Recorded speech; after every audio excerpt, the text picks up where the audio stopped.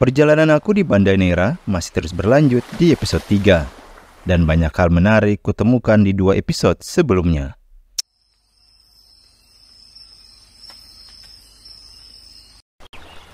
Dan hari ini kita akan menyeberang ke Pulau Lontor, pulau terbesar di Kepulauan Banda.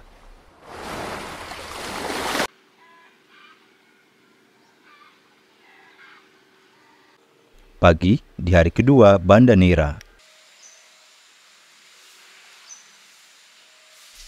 Pukul 9 pagi sebelum aku ke Pulau Lontor, aku singgah di salah satu jejak peninggalan masa penjajahan yang berdekatan dengan Benteng Nassau dan Benteng Belgika, yaitu Parigi Rante. Dalam bahasa lokal, parigi artinya sumur, rante artinya rantai. Penyebutan ini lantaran penggabungan dua kata, sumur dan rantai. Lantaran di sumur ini terdapat rantai besar di beberapa sisi monumen. Sumur ini dirantai dan diapit 2 meriam jumbo warisan VOC. Nah teman-teman, yang depan ini kayak semacam ini ya, tanda diresmikan.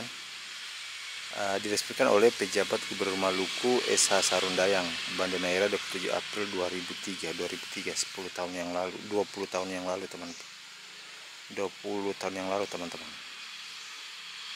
Oke, sementara yang ini apa ini, Menteri Kelautan dan Perikanan Profesor Rohim Dahuri MS. Nah teman-teman, yang tertulis di depan ini adalah nama-nama tahanan politik yang dibuang oleh pemerintah kolonial Belanda ke Banda Neira. Nah mungkin kalian bisa lihat ya, ada Muhammad Hatta, ada Iwakusuma, Asif Royani, sampai dengan nomor berapa tuh, pokoknya banyak teman-teman ya. Ada Teku Aceh juga, Teku Aceh Baharudin Iskandar Muda, putra Raja Aceh.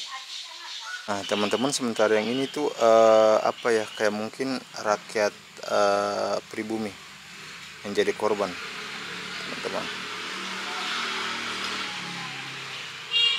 Nama-namanya diabadikan di sini. Sementara ini periginya nih teman-teman.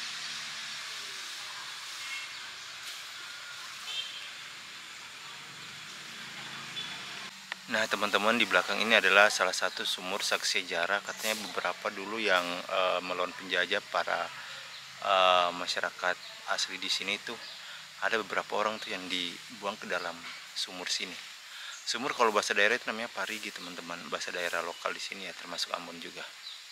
Wah, agak seram sih.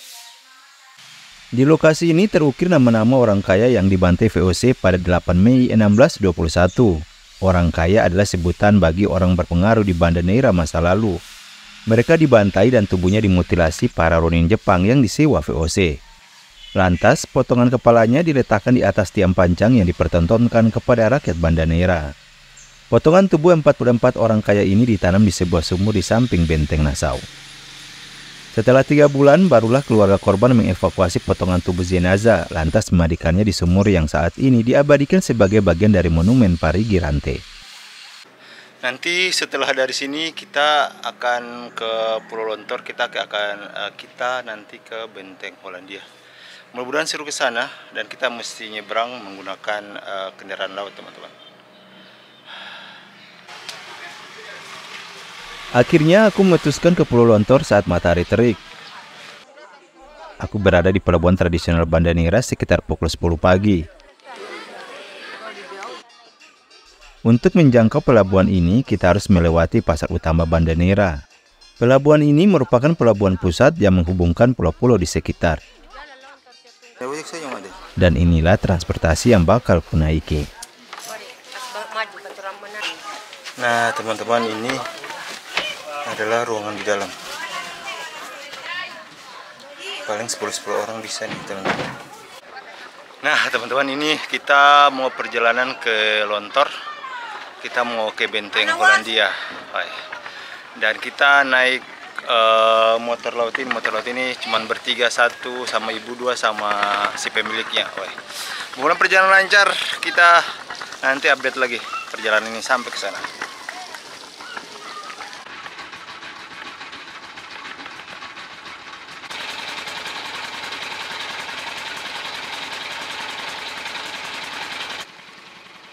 Untuk menjangkau Pulau Lontor, waktu yang dibutuhkan sekitar 10 menitan dengan biaya yang cukup murah, yaitu Rp5.000.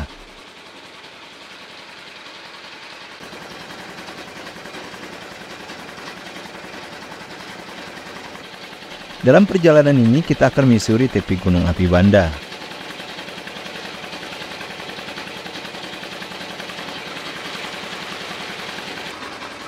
Setelah beberapa menit, akhirnya aku bisa melihat Pulau Lontor lebih dekat.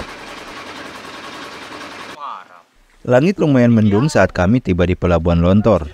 Air laut sedang surut saat ini.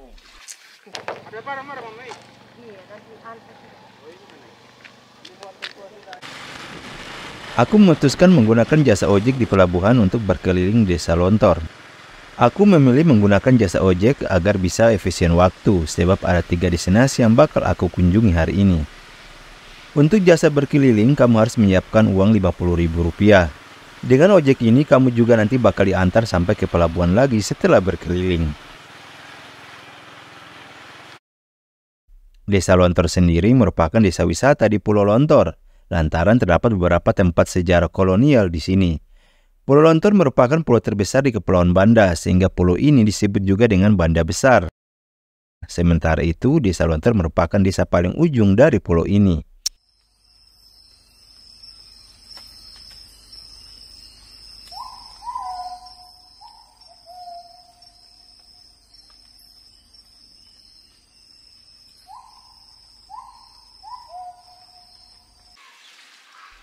Lokasi yang pertama kukunjungi adalah Parigi Pusaka. Nah teman-teman, kalau masuk ke sini tuh alas kakinya dilepas, harus buka di situ.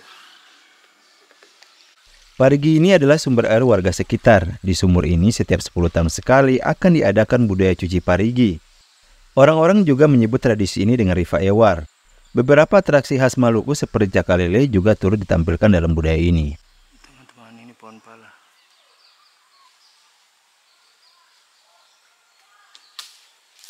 Aku sendiri dipersilakan mencoba air sumur ini. Katanya bisa diminum tanpa dimasak.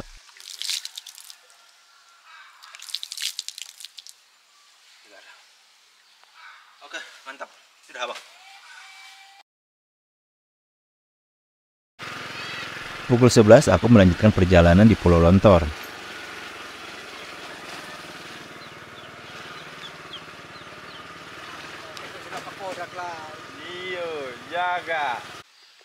Tujuan selanjutnya adalah ke Argo Wisata Pala.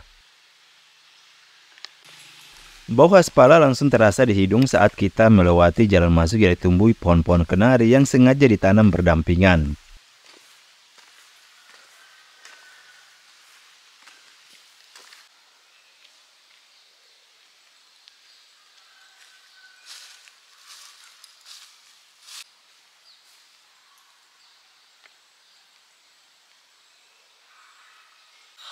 Pala adalah tanaman komoditi unggulan di Kepulauan Banda. Pala mulai dibudidayakan oleh masyarakat Banda yang dipimpin para bangsawan sejak abad ke-13. Para bangsawan kemudian berbisnis dengan para pedagang bangsa Arab dan India. Pedagang dari Arab kemudian menjual rempah dari Banda ke bangsa Eropa dengan harga yang berkali-kali lipat lebih tinggi. Hingga pada abad ke-16, para bangsa Eropa mengetahui keberadaan Banda sebagai penghasil pala. Bangsa Eropa yang pertama kali tiba di Banda adalah Portugis pada tahun 1512. Belanda kemudian datang ke Banda pada tahun 1599, disusul Inggris pada tahun 1601. Oh, yang besar ini pohon kenari. Nah teman-teman, yang depan ini buah pala ini. Nah sekarang harga per kilo berapa ini? Mahal apa ya bang? Ini per kilonya kalau biji palanya sekarang 130. 130. Kalau udah bunga yang biasa buat minyak itu yaitu ini buah pala nih, diserem juga banyak ini. iya, serem banyak. Ini ada Brigjen TNI Marasaid. Nah teman-teman, ini kita sudah ada di salah satu agrowisata yang ada di Pulau Lontor, Desa Lontor. Di semuanya pohon pala. Kemudian ada beberapa tuh yang ditanam kayak atas nama yang tanam-tanam teman bro, kayak ada dari tentara, dari BI. Nah, sementara di belakang ini, kalau kalian lihat, ini adalah pohon kenari, lumayan tinggi. Dan sekarang hujan. Ini kita mau ke benteng Hollandia tapi hujan. Mudah-mudahan sampai ke sana hujannya berhenti karena aku mau main drone, teman-teman. Lantaran gerimis, aku memilih untuk berteduh sebentar sebelum melanjutkan perjalanan ke benteng Hollandia.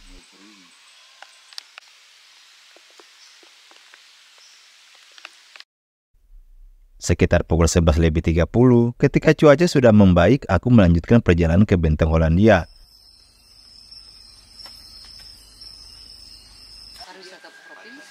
Tidak seperti benteng Belgika atau benteng Nassau, lokasi benteng Hollandia benar-benar diapit oleh rumah warga.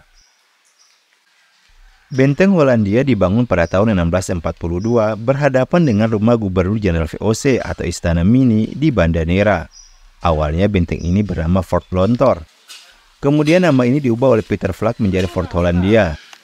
Benteng ini dibangun untuk mengendalikan lalu lintas selat antara Neira dan Lontor, terutama untuk memonitor aktivitas perdagangan pala di jalur laut Lontor dan Neira. Nah, ini kondisi dalamnya, teman-teman.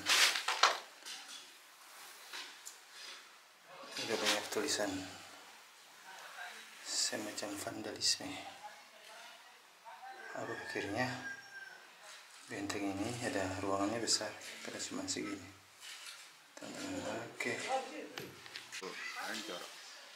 Nah, teman-teman, dulu tuh dindingnya itu nyambung sampai di sana, sampai di sini. Nah, lokasinya di sini. Tapi karena sudah semakin jauh, makanya gedungnya runtuh.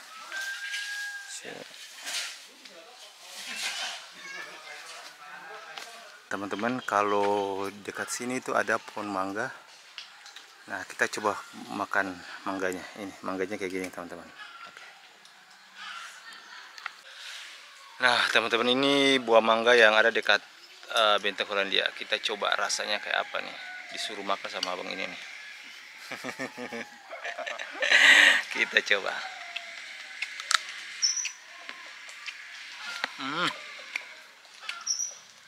Kurang asam banget.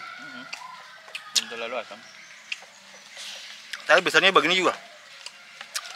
Dan ini kan baru buah tuh. Nanti buah agak-agak besar. Ini kecil. Lumayan. Mangganya. Nah, teman-teman, depan ini adalah spot orang biasanya kalau ke sini.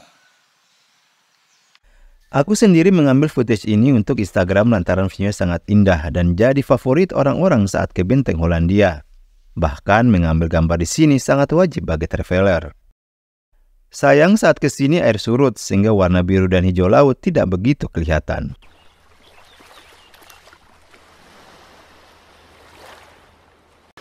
Setelah dari benteng Hollandia, aku menuju desa Biau lantaran motor laut di desa ini lebih lancar dari desa Lontor. Nah, jadi teman-teman, kita minum cendol dulu ya buat seger sebelum kita balik.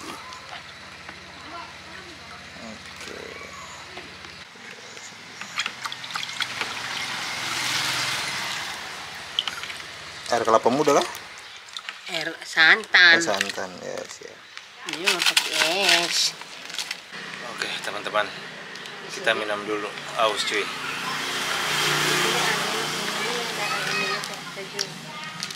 Kenapa, Mader? Di sini angin dari pantai sejuk. Nah, teman-teman, kalau lihat ini adalah cengkeh yang dijemur nih.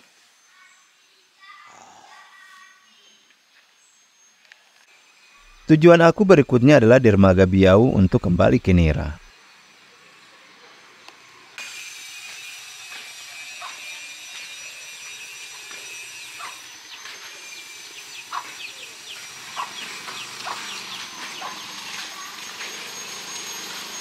Nah, teman-teman, ini aku sudah di pelabuhan. Dari pelabuhan ini, aku lupa namanya, nanti aku taruh tulisan di bawah ya nama pelabuhannya.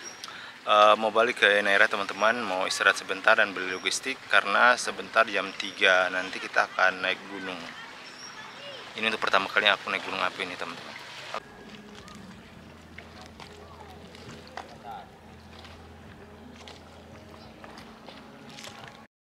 Sembari menunggu motor laut, aku memutuskan untuk main drone sebentar, mengabadikan momen gunung api Banda.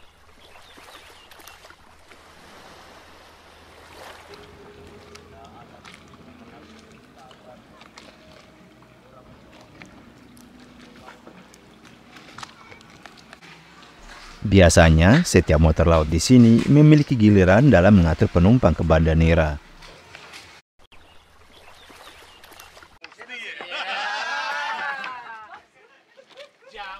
Pukul 5 sore, motor laut mengantar kami kembali ke Pulau Neira. Perjalanan yang menyenangkan hari ini.